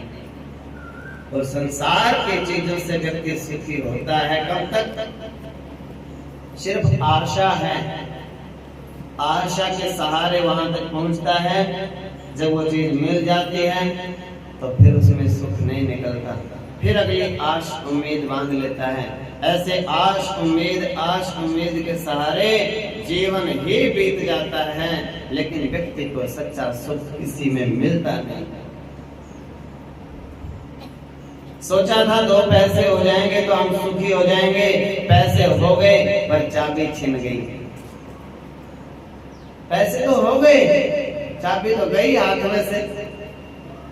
पैसों की तो कमी नहीं रही, बहू बेटे खूब कमाते हैं, लेकिन अब सुख उसमें भी नहीं है। और लोभ बढ़ जाता है।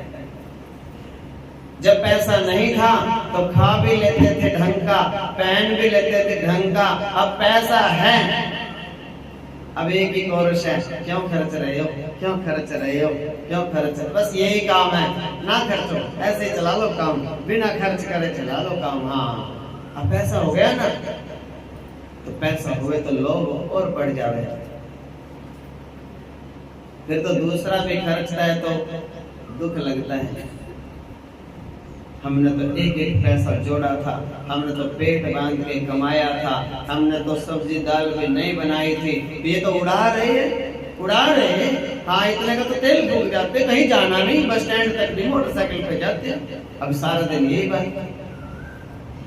तो मतलब क्या है, उधर से ध्यान को थोड़ा हटाना है और ये करना है कि मेरे प्रभु मेरे उद्धार के लिए मुझे तो अपने चरणों में लगाओ। ये तो दुनिया है जिनको मैं मेरे मेरे कह रही, ये तो पड़ोसी हैं। ये बेटे जिसको मैं कह रही हूँ मेरा मेरा, विदेश में जाके बैठ जावे और मैं पीछे से स्वर्ग सिधार जाऊं, और क्या पता फोन पे कह दे अभी पक्का होके ही आऊंगा। अभी नहीं आता, कच्चा हूँ अभी तो। माँ तो पीछे से गई और माँ ये कहती कहती चली गई मेरा बेटा मेरा बेटा, बेटा अंतिम संस्कार तक भी नहीं आया।